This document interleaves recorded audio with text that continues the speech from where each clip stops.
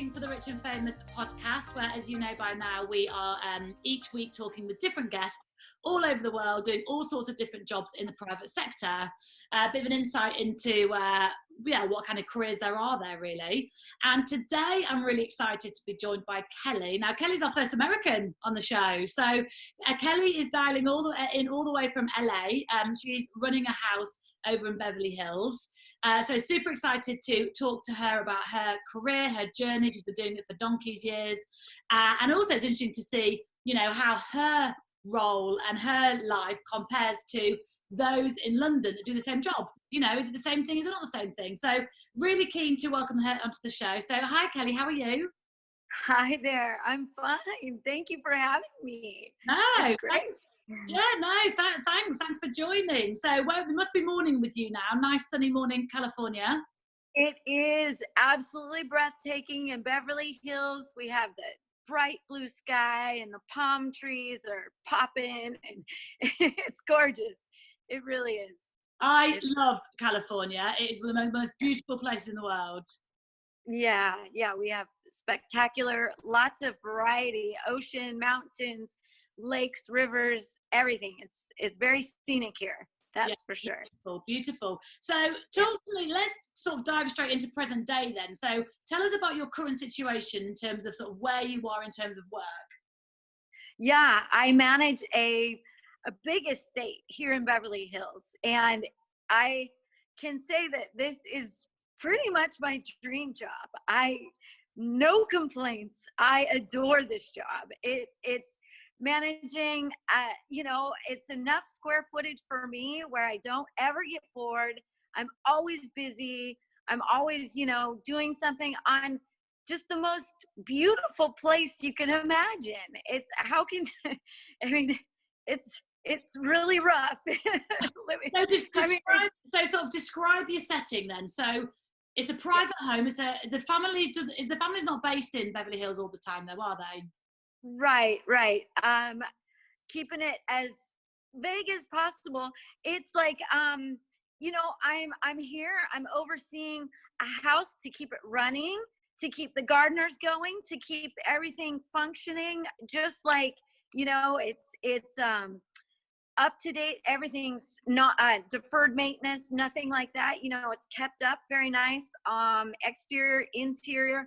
I keep track of housekeeping as well at times, and then other times I don't. And there's other staff that come in, and it can be, it fluctuates between like 5 or 10. Not 5 or 10, 5 to about 5 staff come in, like chef and laundress and that kind of thing, or they subside and they go out, so it just kind of like it varies. It really varies.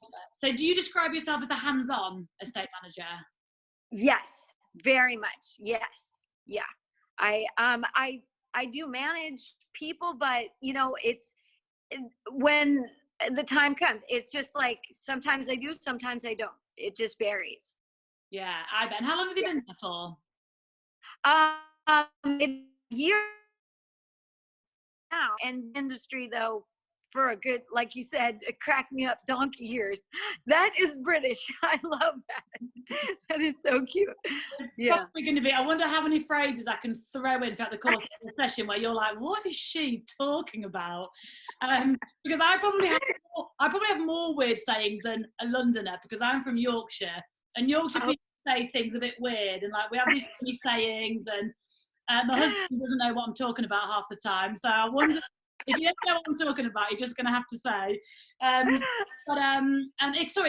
It cut out just a minute ago. Just for the listeners, if this does continue to cut out because we are quite far away, we'll just turn the video off, won't we, and have a more seamless conversation. But so far, so apart from the number of years you said you'd worked there, it just cut out then. How long have you worked there for?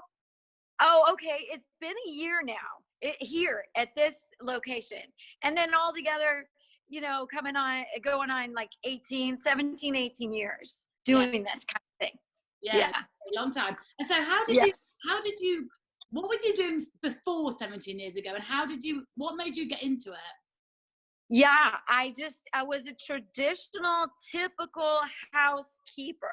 That meant in America, you go to one house, a different house every day, and you have your clients, and that was the thing I was doing for many years. And then I moved down to LA, and as I was driving down, I just had a passing thought like, oh, I'd love to work for a movie star or a celebrity, and do my line of work.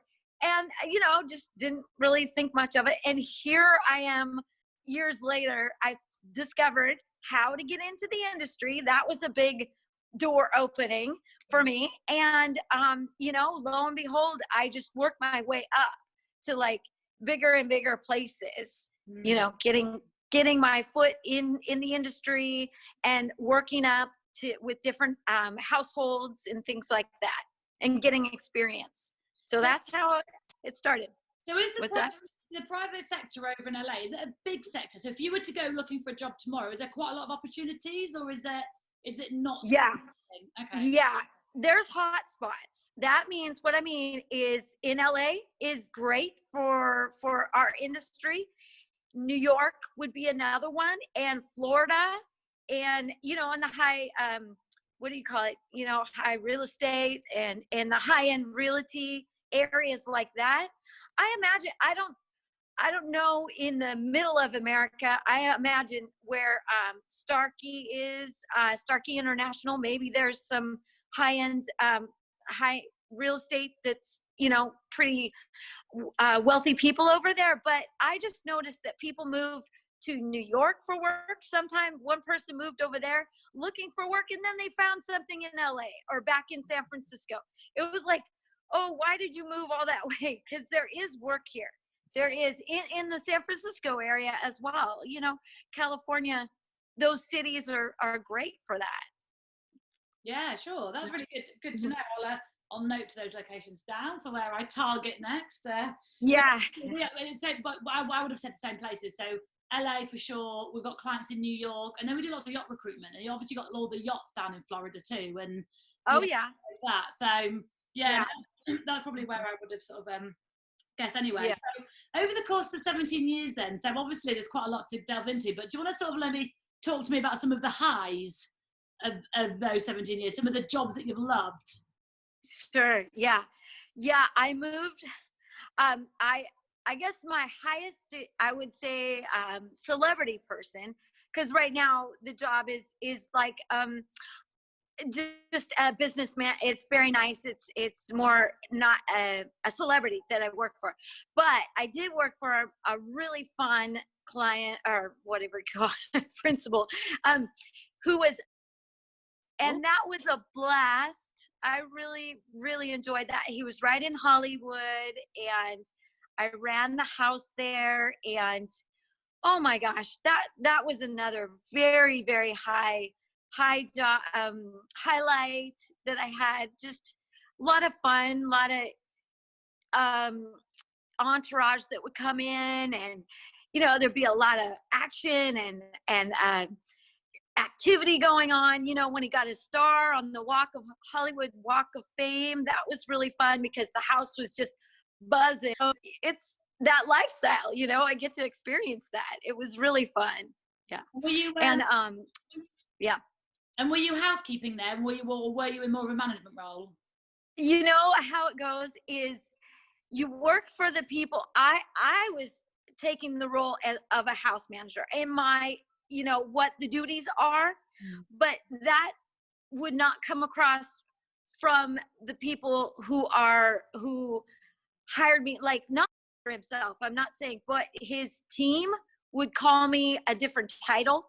They would call me, a housekeeper, but a housekeeper did not do, hiring to get estimates for cutting down trees, or a tree fell on the house, and and a big plumbing line broke, and I'm managing the plumbing crew, and that's, you can call it whatever you want title, but I was the house manager there. I mean, so that's what happens in houses, that you can do duties, and you can wear the hat of like 15 different things, and if they want to call you blah, then you're that. But I wore everything. I wore the hat of everything. I was in charge of that house for sure. Nobody else. It all came to me. So you know call what? it what you will. I hear that quite a lot, where a client will come to us and say, we're looking for a housekeeper, and it's like, brilliant, and she's gonna be doing X, Y, Z, and we say to them, that's not a housekeeper job. A housekeeper just cleans. You need like a PA, a house manager, a chauffeur, a cook, like a laundress. Like, fine, we can find what we're looking for. That's fine, but we've got a housekeeper, and we've got to double the salary. Yeah, you nailed it right there. I have been in those situations completely. Yeah, the house can call whatever you want to title it, but you just fill the role. Whatever is required, you're doing it. And they cannot title it whatever, but you're doing it. Yeah, I've been in those places. And yeah, and there's been another situation that's been very maybe a common situation for people, it comes to mind, is where you're supposed to be in a household and you're supposed to work there but be unseen. How do you do that? that is I've been in that household where you're supposed to, get everything accomplished, but don't be seen.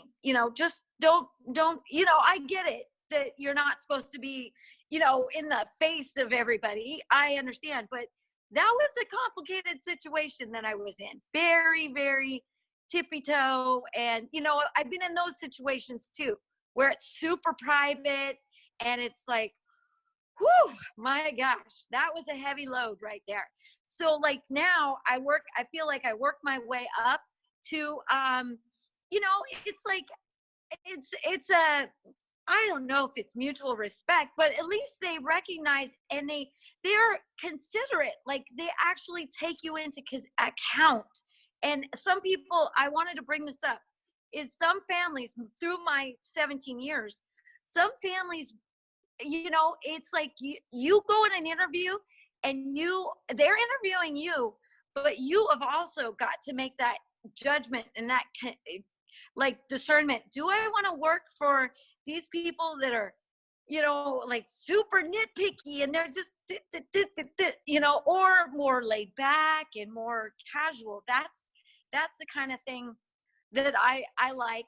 And I wanted to mention that too, here in America, the difference between butler and what I see is, and the butler is not casual. It's super formal.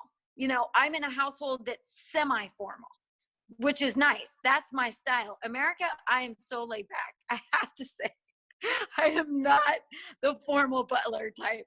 And so, it just depends on the family. Their personality creates so much of your job.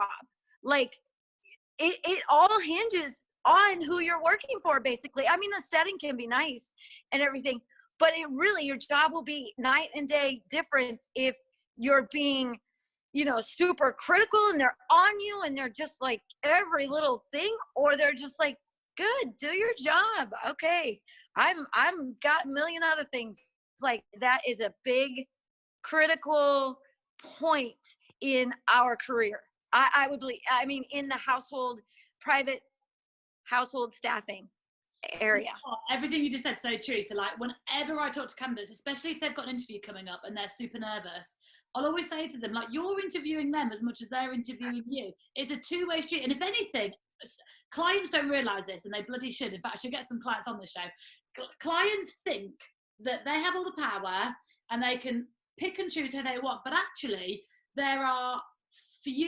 there's not many really good private household staff. So actually, the client sometimes should feel lucky that a housekeeper or a house manager has chosen them to work for. So if I was a client, I would be feeling nervous for the interview. So I'm thinking, right, there's not loads of really good house managers. I need to make a good impression. I want them to work for me. I want them to pick me. But some clients just think that staff are disposable and there's loads of them and they can treat them how they want, and they're idiots, because if they do their recruitment properly and show some respect and have a nice working environment, they will firstly, their staffing will be much cheaper because they won't have to replace staff all the time. Yeah. Real good longevity from their team members because people will stay there forever because they love it. And it'll just, but yeah, clients are just rude. Clients that are rude, I'm just like, you're cutting your nose off to spite your face because you're making your life harder for yourself. Because all you're doing is replacing your staff all the time because they're going to leave. You know it. But one point I have to make, what I learned, and this is, maybe you can agree with this, or what I saw, I had to do temporary jobs in between the full-time, getting a full-time gig at a house. So here I was popping around to different houses in Bel Air and, Hollywood and all over. And I got to work with a mind-blowing colleague. I mean, this gal was, I don't know, I just put her up on a pedestal. She was the most amazing. She could do anything. She could cook. She was an LVN. She could manage a house. I mean, this lady was astounding. And so why I bring her up is because this is how her life went. She gave over to her job so much she was telling me all her history of her jobs. This lady would go above and beyond, basically, is what I'm saying. And then when she would do that, she would stay with a family until the person passed away, basically. Oh, and what happened after that? She would get a car. She would get, the family would say, "You're not leaving. We're sending you $50,000. We're keeping you," whatever. This I dubbed to be, because this woman had such a great exchange value that she gave over to her jobs. And I mean, she traveled from far away and it didn't bother her. I mean, she lived her life for them. I mean, put herself there for them.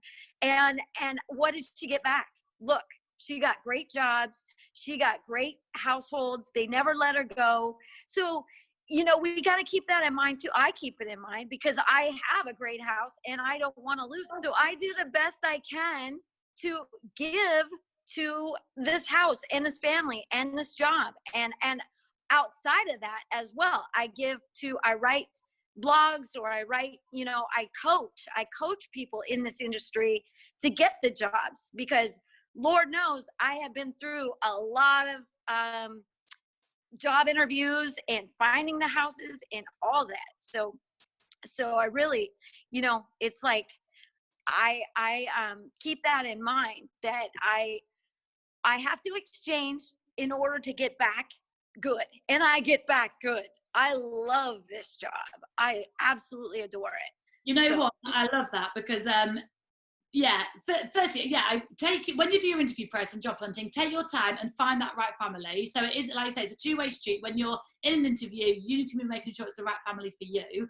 And then once you get that job that's right for you, completely agree with you, give it your all, because there's no point doing anything half-assed, because if you do it half-assed, then the client's going to think you're a bit crap and you're not going to last very long. So the more you put in, the more you'll get out. And like you said, you can make that job your forever job if you want to. It's in your power.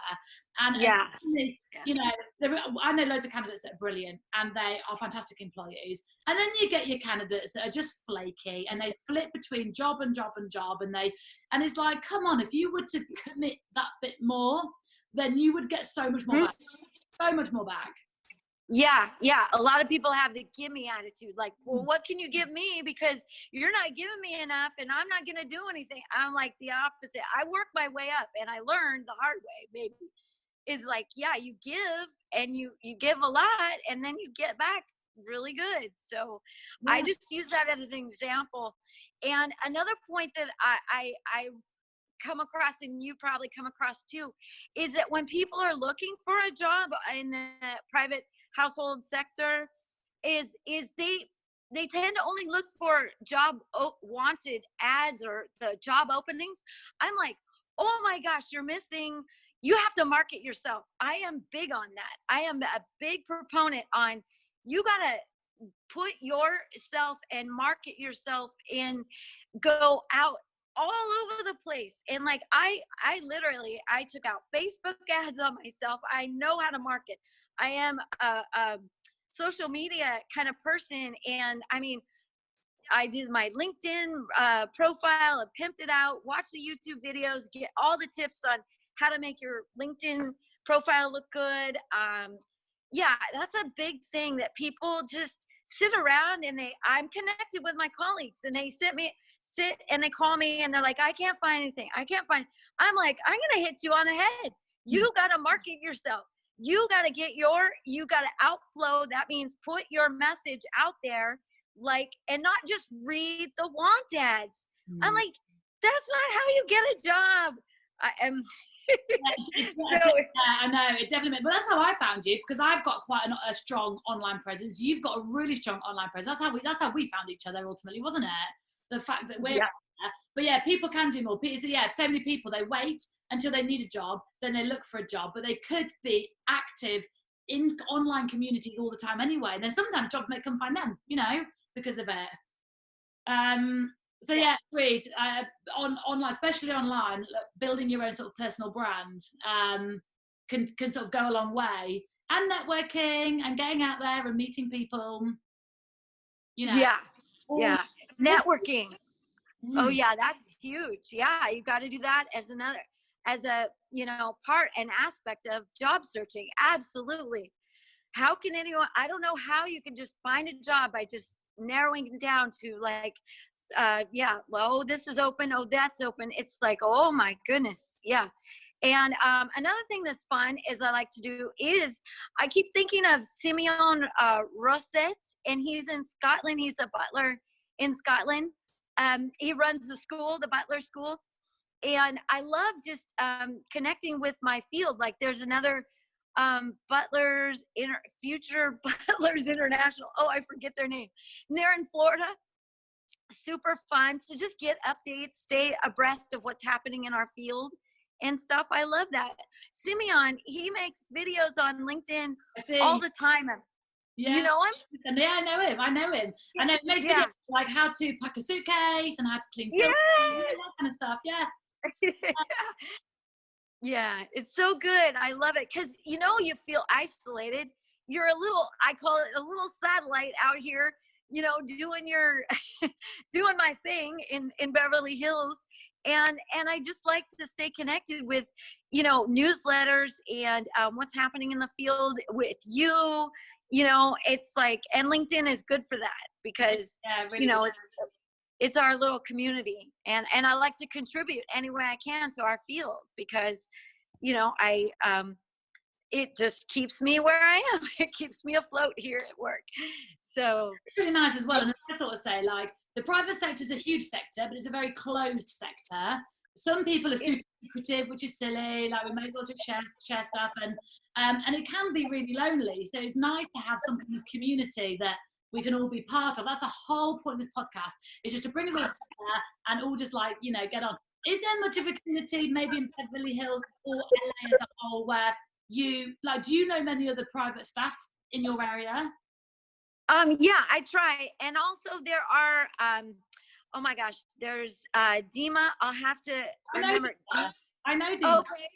Domestic, the acronym goes like Domestic Estate. Domestic Estate Management Association. They used to doing stuff in England, and they came in. I think I'm actually on the board of the English. I think I'm on the board of the English branch. But then I think the English side's fizzled out a little bit, so there isn't big presence here, I don't think. Okay, good. And then there's another group also. I'm trying to. DEMA pops to mind, but there's another association, and as you can tell, I'm not a part of that. I was when I was looking for a job. I was really networking. But you know what I can say is the agencies, I am like really connected or have a good rapport with the agencies here in LA. I can say I know just about every single agency in LA. They know me.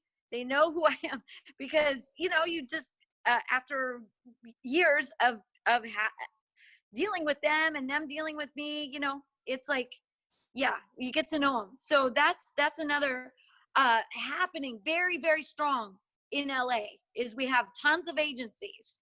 So I can say that. Well, that's good because that means there's lots of support there for you. It's great.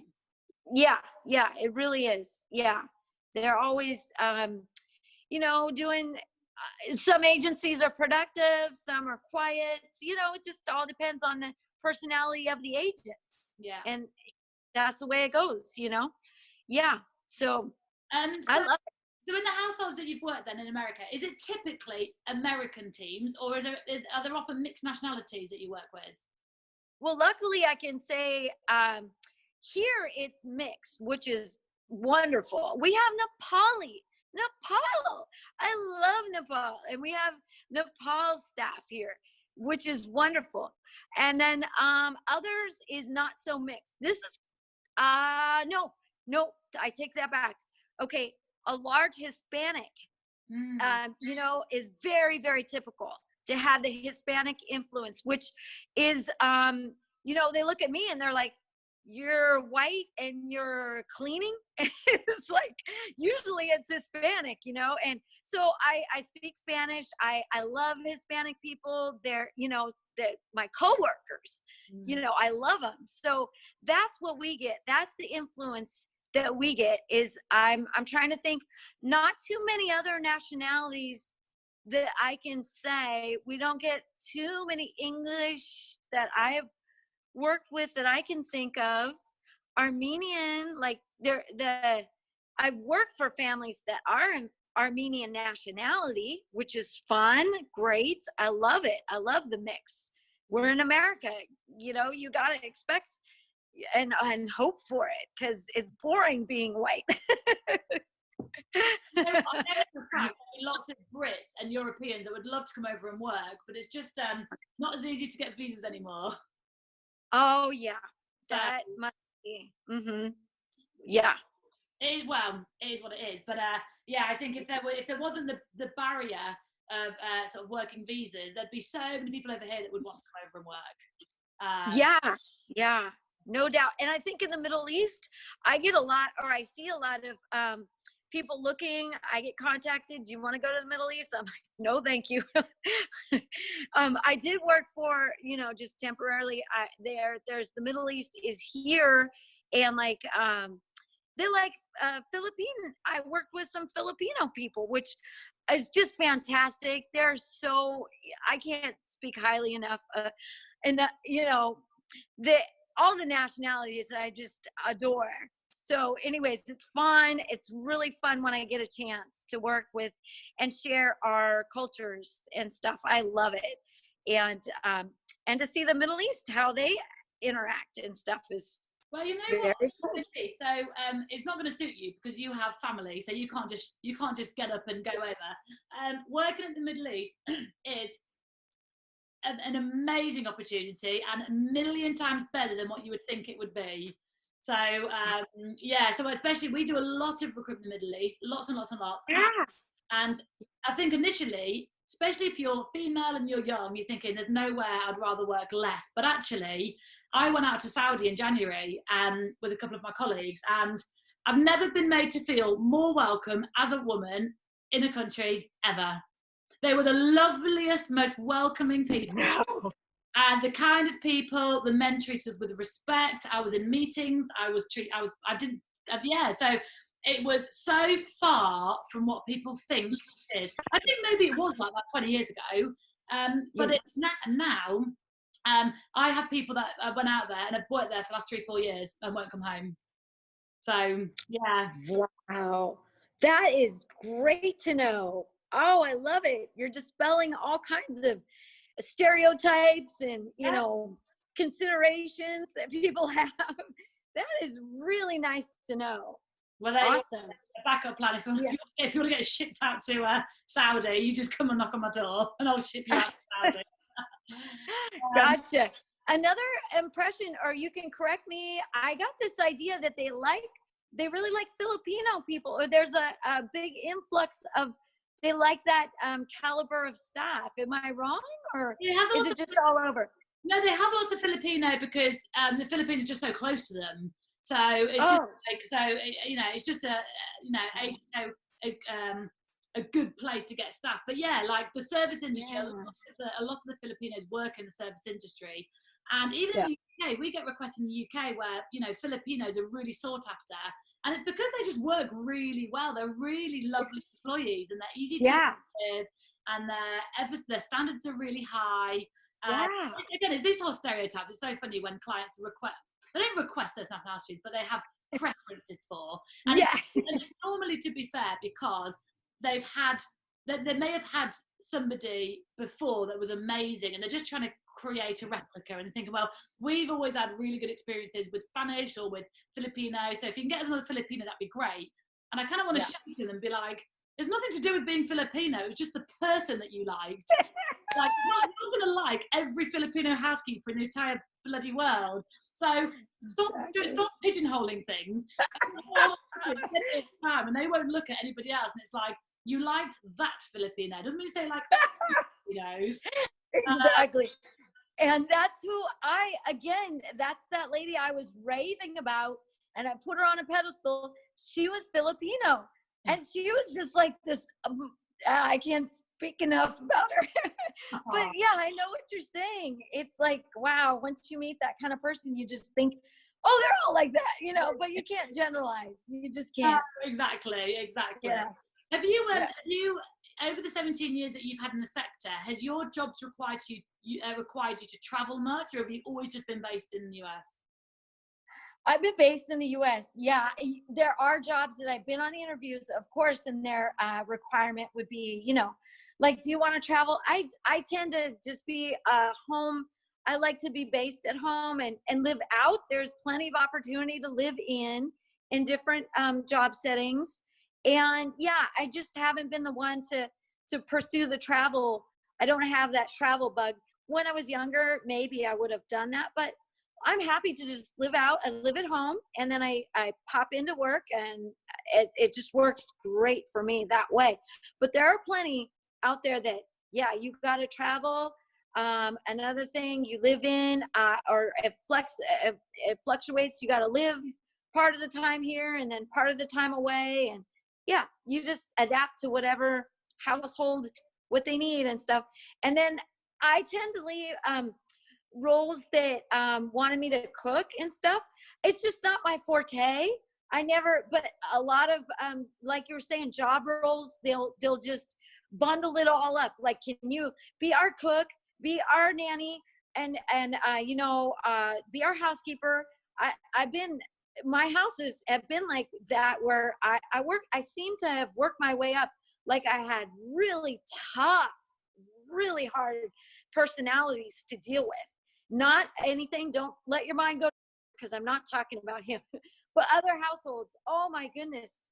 Yeah. So I won't say much, but then I steadily, with my practice of giving quite a bit after I learned my lesson to not be chintzy, I like snapped out of it, and I started to give a lot. And I just steadily, I can see my career path go from that really hard job that was, like someone breathing fire down your neck. It was like, yeah. I worked my way up from that hard job to like another breakneck job where I was the nanny, I was the cook, big, huge house with the kids and the dogs. And oh my gosh, it was so breakneck. It wasn't stress. It wasn't like someone breathing fire, but it got slightly better. You see, it went from fire breathing to like really maxed out in stress. And then I went to another house that was a little bit higher, that was very nitpicky. They were just like, it wasn't bad, but it was, again, like everything was just, it was like, whoa. And I was like this. It was working my way up. And then I get the jackpot, which is like, take care of the house. See you later. I'm like, oh my God. Talk about nice. So it was all based on and predicated on my willingness to just give.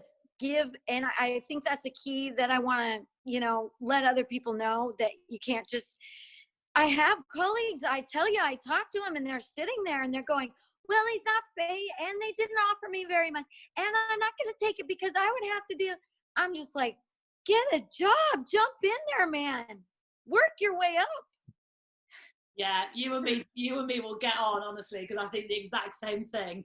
So yeah. This episode was going to go out in about 3 weeks' time, so it's difficult to talk about relevant stuff when we don't, it goes out a bit. But I'm keen to know how COVID's affecting you at the minute. and work. So the day today is 30th of July. So in the UK, lockdown's been lifted a bit. We're only meant to be doing necessary travel. It kind of looks like the numbers are creeping back up again. And so we're sort of in limbo at the minute where we don't really know whether it's going to sort of stay calm or whether it's going to kick off again. How's it affected you, and have you been able to continue working? Yeah, I, again, thank my lucky stars. I am so grateful to be working. Yeah. I don't know. I have empathy. I have a very good capacity to focus on others, and I'm not very much, like me. I don't know. I just worry about others. I know how hard it is. Some people are not able to work, and I don't know how they are surviving, because for me, I just, every day when I talk to someone about this, I say, I'm thankful I don't work in an office, because I go from my house to this house, and it's simple, and I don't have to deal with anyone else, and we don't have to worry about, multiple people around and all this stuff. I'm just thanking my lucky stars, because my husband too. My husband is an essential. He drives a truck locally, and he's essential. So he's been able to keep his work and keep working. But how are other people doing it? I just really don't know. It must be so hard. Like your bars and restaurants open or closed at the moment? They are open, and every state, why I hesitate is every state is a little different. So California, our governor, and it goes straight into politics, and I will try and leave that out. Yeah. but anyways, ours are doing the best they can. The restaurants and the bars, of course, the people want them open, but then the powers that be are a different story. So I'll leave it like that. It's a difficult situation, because obviously to keep everybody safe, we all should just stay in our own homes, but the world needs to move on. And so, the economy needs to move on. So, I feel, I understand why, our government's similar, it's best that people don't go to restaurants, but then the restaurant owners need to keep their restaurants. So it's such a difficult one to manage. And obviously we want to protect people as much as possible, but equally we all need to survive this from a financial and economic point of view as well. So yeah, tricky one to fathom. So I'm glad you've managed to stay at work and keep things as normal as possible in that sense. Yeah, I'm really lucky. And you must be too, working from home. You are able to shift gears and make it work. Yeah, exactly. Obviously, at the beginning of that, it does, because our agency, Silver Swan Recruitment, is the name of my agency. Say it again. Silver Swan Recruitment. Okay, good. Silver Swan Recruitment is my agency, and we obviously do private household recruitment. And so obviously when lockdown happened, we can't put staff in people's homes anymore. So our business kind of stopped for a bit. Because obviously we couldn't really make placements. So we were all kind of on hold, which is why I started the podcast, because I had time and I was a bit bored. So that's why I started the podcast. But luckily now, things are really picking up now. Like recruitment's pretty busy now, and everybody's desperate to get sort of staff. Rich people can't go without staff for very long. So we're now so busy helping people restaff their homes. So, but from a business owner, I've got a team, who I have to worry about. And when the business sort of like comes to an abrupt halt for a bit, it's stressful. So, but no, we're doing. We survived, obviously, and you take a knock, but you come out stronger. And we've changed a fair bit as an agency as a result, and we've implemented new things, and we've got the podcast, and you take away what you can from it, from these kind of things. So yeah. All credit goes to your creativity right there. You're staying afloat, because look at you, you're creating all this stuff, and you just managed to, keep your head above the water. Well, exactly. Wonderful. Wow. Well, look, that kind of brings the podcast to a sort of natural end, really. I could honestly talk all day long, but I know. Honestly, I love it. I always say to myself, try and keep the podcast sort of half an hour, because really people don't want to listen to much more than that. But I really struggle, because I've just got stuff that I want to talk about. It's really difficult to wrap it up. I might have to do sort of like season 2, where I go back to all the guests from season 1 and just continue. There you go. I'll be there. Season 2 coming up. Well, it's been really, really nice to talk to you, Kelly. I think it's going to be really fascinating for people to listen, because we do actually have a lot of listeners from America to this podcast who'll be able to listen in, but a lot of listeners here in the UK and Europe and over in the Middle East who'll just find it interesting hearing things from your perspective and what, you know, your careers look like, and and just, you know, what it's like on the other side of the world, really, in our sector. So it's again, that's why this podcast is so nice, because we're sort of we would never have spoken otherwise. It's so nice that it's a way to connect us all, you know. Yeah, I love it, and it's an honor to that you had me. I'm really grateful. I appreciate it. Thank you very much. Let's keep in touch, hey? Okay. Yes, let's do that. Awesome. Thanks for listening, everybody. That's at the end of another episode. I've hoped you really enjoyed it. As always, do come and subscribe. We release new episodes every Wednesday. If you subscribe from where you normally download your podcast, then you'll be notified when we put a new one out. If you want to be a guest, please drop me an email at Philippa@silverswanrecruitment.com. Follow us. We're across all of our social networks, LinkedIn, Instagram, etc. And then finally, if you're looking for work or if you're looking for staff, come and visit our agency, Silver Swan Recruitment. That's it for now. I'll see you all next week. Cheers.